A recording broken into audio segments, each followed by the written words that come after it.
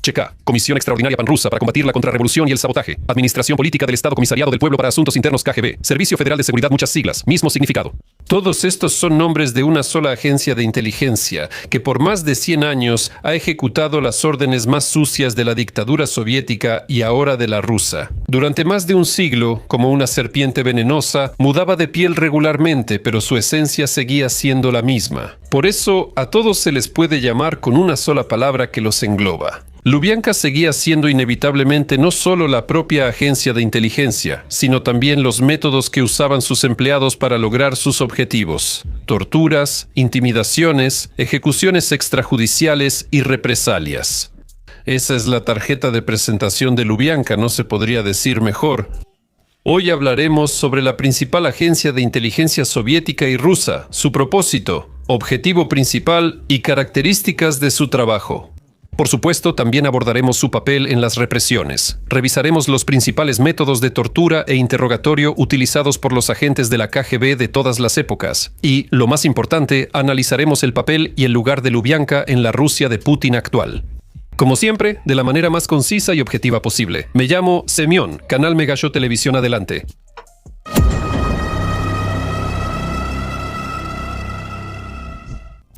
La naturaleza de los servicios secretos soviéticos. Antes de entender las particularidades del funcionamiento de los servicios secretos soviéticos, primero hay que recordar para qué fueron creados en primer lugar. Así que, unas semanas después de derrocar al legítimo gobierno provisional, la banda de bolcheviques encabezada por Ulyanov Lenin empezó a darse cuenta de que, en realidad, no eran muy queridos por el pueblo. Es paradójico, pero el poder obrero campesino casi no era respaldado por obreros ni campesinos. De esto dan testimonio los resultados de las elecciones a la Asamblea Constituyente de toda Rusia, que se llevaron a cabo a finales de noviembre de 1917. Los bolcheviques solo obtuvieron el 23.3% de los votos, menos de una cuarta parte. Por cierto, los historiadores consideran estas elecciones las únicas honestas, democráticas, justas y alternativas en la historia de Rusia. En los siguientes 100 años, Rusia no evolucionó mucho, incluso empeoró. Bueno, está bien, volvamos a lo nuestro. Al notar que el poder soviético dependía de la fuerza y la manipulación de mentes inmaduras, Lenin y sus camaradas crearon un organismo para proteger el régimen por cualquier medio. Lo recalco, especialmente absolutamente cualquier método.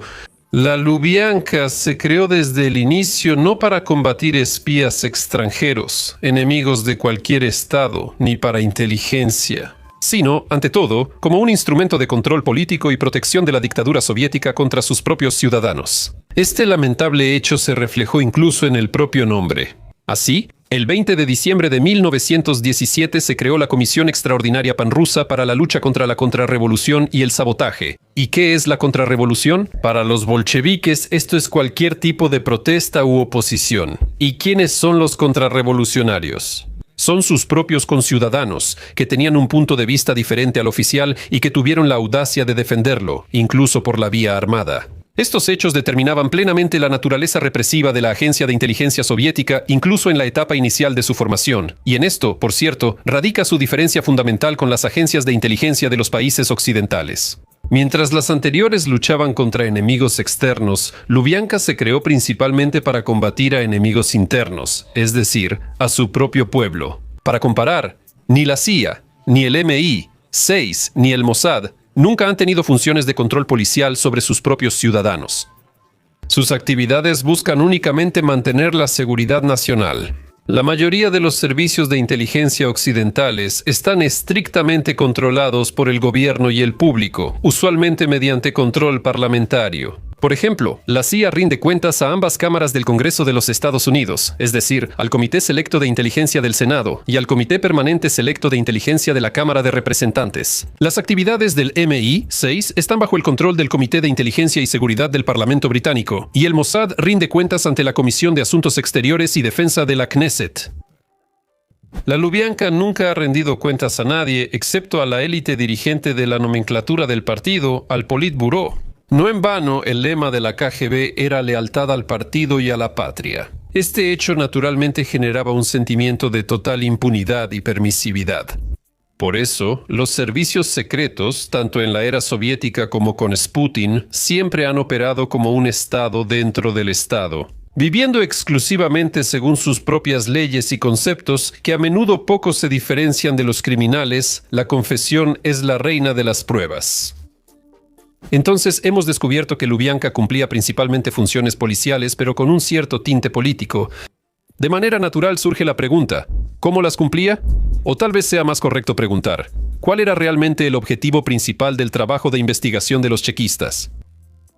El principal fiscal soviético, Andrei Vyshinsky, conocido a puertas cerradas como el Inquisidor Rojo de Stalin, describió este objetivo de forma clara y concisa. Él fue quien preparó el terreno para justificar legalmente esas terribles represiones de los años 30. Él mismo fue fiscal del Estado en los juicios públicos contra los antiguos camaradas del líder de los pueblos. Estos fueron de los pocos procesos políticos donde se invitaba a periodistas extranjeros para que todos vieran que la legalidad y justicia en el primer Estado socialista estaban en orden. ¿Y cómo podría ser distinto? Ese objetivo era que la confesión fuera reconocida como la reina de las pruebas. En esencia, el trabajo de las divisiones de investigación de Lubyanka buscaba obtener confesiones sinceras de culpa y, en el mejor caso, una confesión pública de todos sus pecados ante la patria soviética. Y de verdad, ¿para qué gastar tu valioso tiempo buscando alguna evidencia material, interrogando testigos, careos, etcétera? Que sean los investigadores burgueses quienes se preocupen por eso, pero en un país de igualdad y felicidad para todos, basta con una confesión firmada de puño y letra. Además, el método es más que universal y efectivo. Uno da testimonio, digamos, contra 3 personas. A esos 3 también los arrestan y empiezan a presionarlos. Y cada uno de ellos da testimonio contra otros 3, y así sucesivamente. En progresión geométrica, así se descubre una conspiración contrarrevolucionaria rápidamente. Si te esfuerzas más y lo haces por más tiempo, puedes inventar una organización antisoviética, porque un solo arrestado que confiese no impresiona a nadie. Esa es la rutina de cualquier agente de la KGB, pero si descubres una conspiración, puedes recibir una estrella y un ascenso. Si tienes suerte, puedes ganar la Orden de la Bandera Roja, y si eres un gran investigador, la Orden de Lenin con sus privilegios. Y esa es la realidad. Así es exactamente como siempre ha funcionado y funciona la Lubyanka. Métodos de trabajo infalibles. Pero ¿cómo lograr esa confesión sincera si el detenido no coopera como es debido? Hay que usar métodos especiales para hacer hablar a un cliente poco comunicativo. Ni siquiera voy a mencionar las palizas comunes con manos, pies o lo que tengan a la mano, eso es solo lo más leve. Porque en el arsenal de Lubyanka había métodos de interrogatorio tan crueles que incluso los inquisidores medievales los envidiarían. Comencemos con las versiones ligeras que no tienen sangre y son indoloras. Primero, la presión psicológica y el trato a los arrestados, especialmente las amenazas constantes de represalias contra sus familiares, en particular esposas e hijos. Y eso a pesar de que el querido Iosif Vissarionovich proclamaba públicamente que el hijo no responde por el padre. Incluía fusilamientos simulados, vendaban los ojos, disparaban balas de fogueo y llevaban a la víctima al supuesto fusilamiento. Este método se usó al menos 2 veces con Blast. Release supervisa el número de la habitación, ¿ves? Aparecerá. Se practicaba poner soplones en la celda no solo para sacar información. El vecino se sorprendió. Y las prostitutas y la tarea, el traductor sacó algo para Sarimu.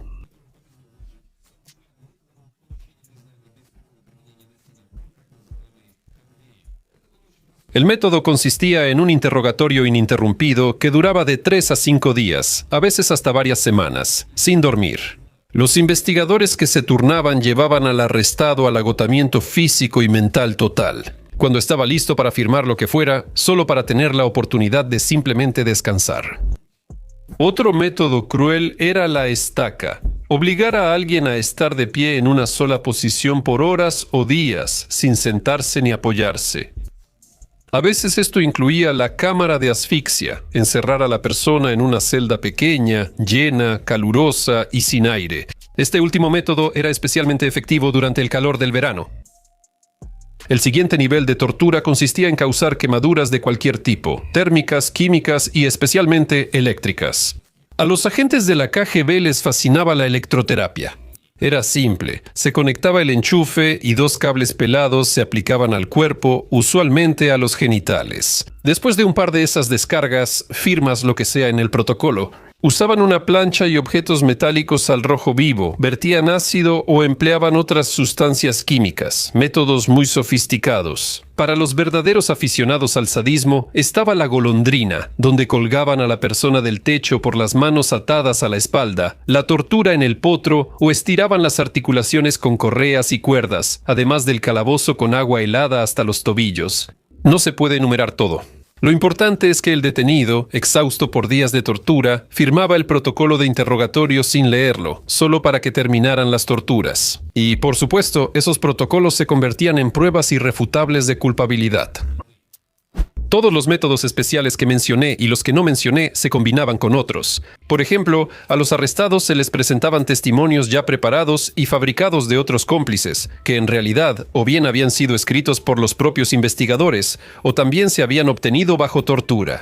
Esto creaba la impresión de que el caso ya estaba resuelto y que cualquier resistencia adicional simplemente era inútil.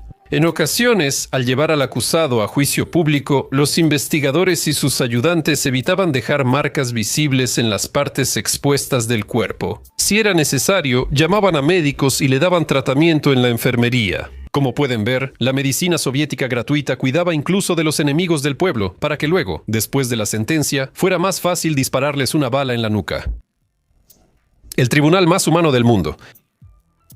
En todos los países civilizados del mundo existe una instancia que, en esencia, debe filtrar estos casos fabricados, actuando como un filtro que no permite que una persona inocente sufra por el abuso policial. Y esa instancia es el tribunal, precisamente el tribunal y nadie más. Debía examinar el caso preparado por el fiscal Derla con una mirada crítica, basándose en pruebas reales y, por supuesto, tomando en cuenta la posición del acusado y su abogado.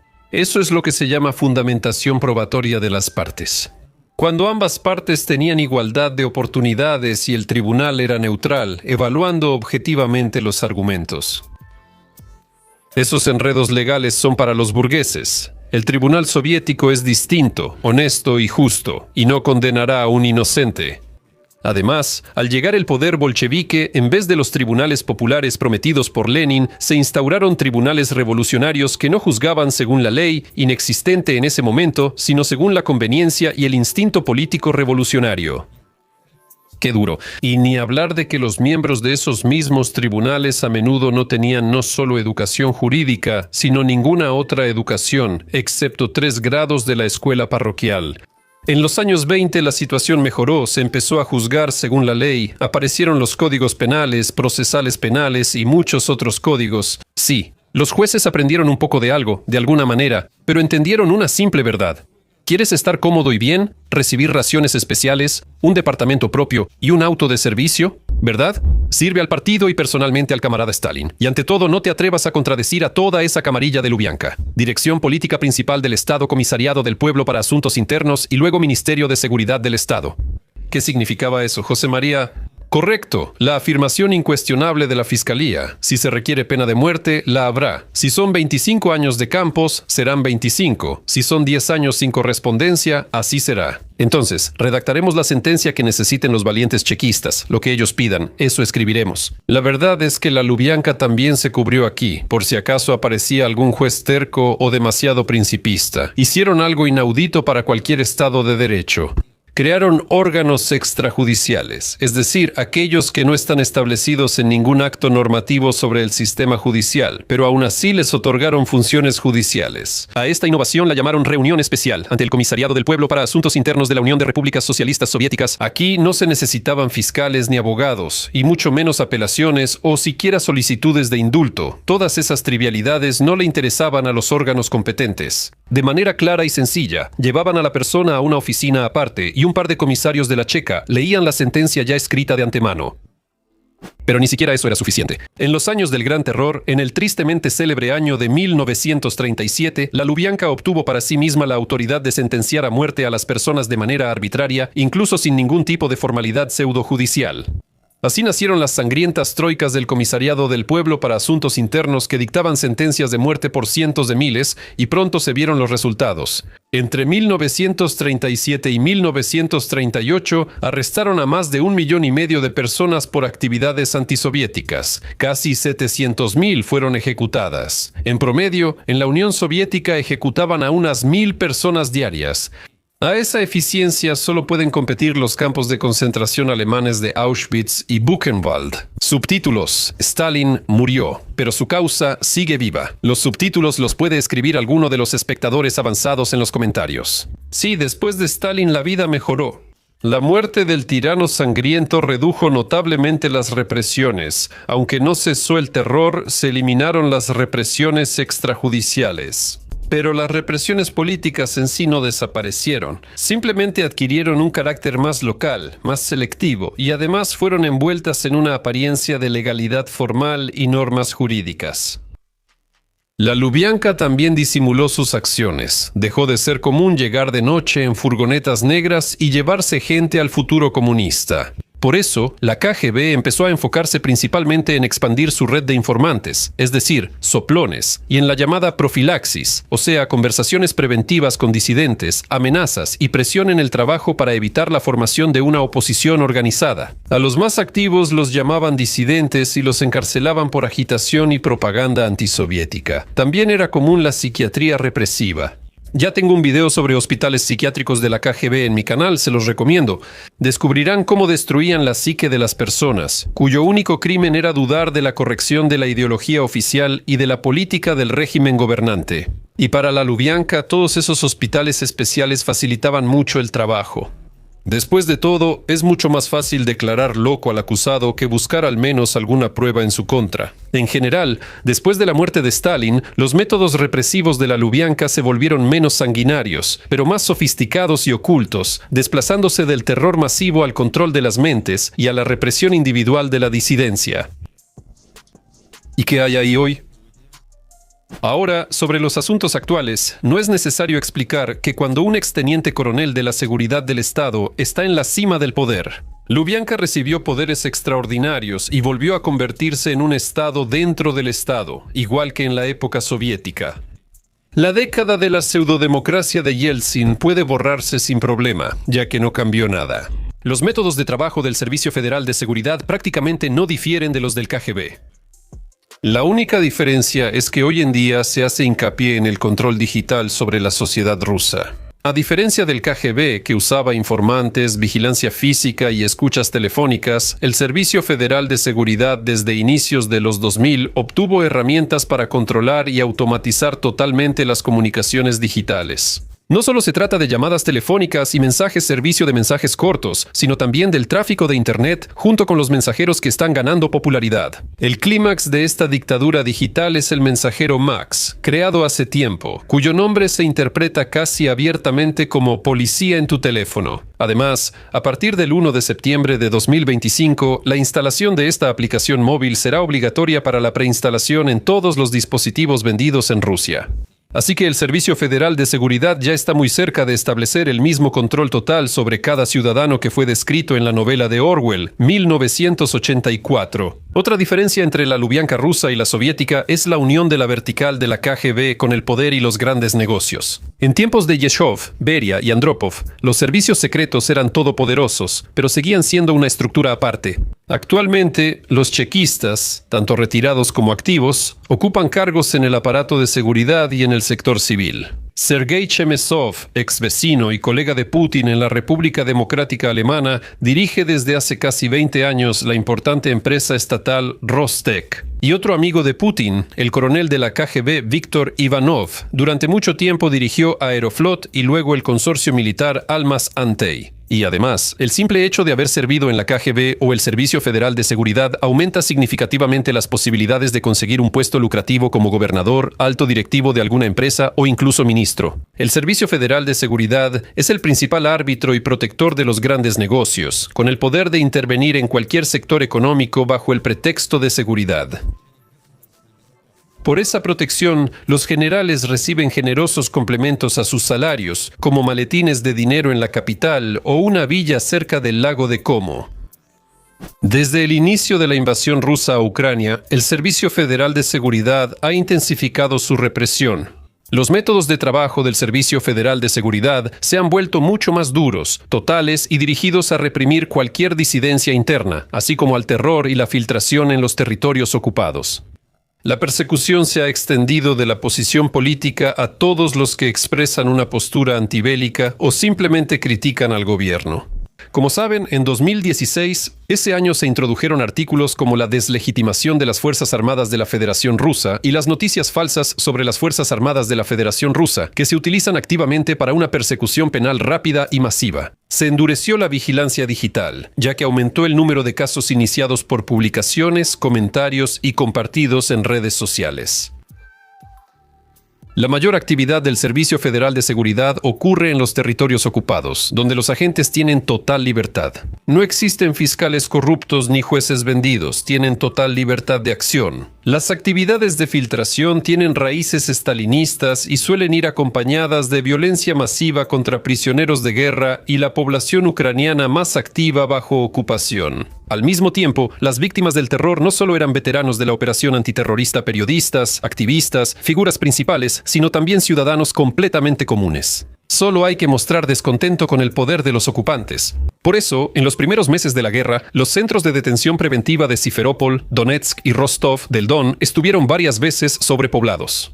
Aún no hay información confiable sobre el destino de muchos prisioneros, como el alcalde electo de Jersón, Igor Kolijaev, quien rechazó cooperar con los ocupantes, y aquellos que estuvieron en esas mazmorras pero que lograron salir en libertad. Relatan torturas y abusos que, en realidad, no difieren de los métodos del valeroso Comisariado del Pueblo para Asuntos Internos. En resumen, los métodos de tortura de Lubianka en la época soviética y la de Putin no son el sadismo de algunos investigadores individuales, sino una tecnología sistemática, sancionada y, lamentablemente, eficaz para fabricar fundamentos legales para la represión política. Funciona como instrumento de terror, buscando destruir la personalidad del prisionero y convertirlo de ciudadano en enemigo del pueblo. Y esto continuará exactamente mientras existan los servicios secretos en su forma actual. Así que, si algún liberal llega a encabezar la Federación Rusa, las reformas deben comenzar precisamente en Lubianka. De lo contrario, todo volverá a ser como antes. Gracias a todos por ver, que todos se vayan con vergüenza, mi respeto por apoyar el canal en tiempos difíciles y nos vemos en el próximo video. Adiós a todos.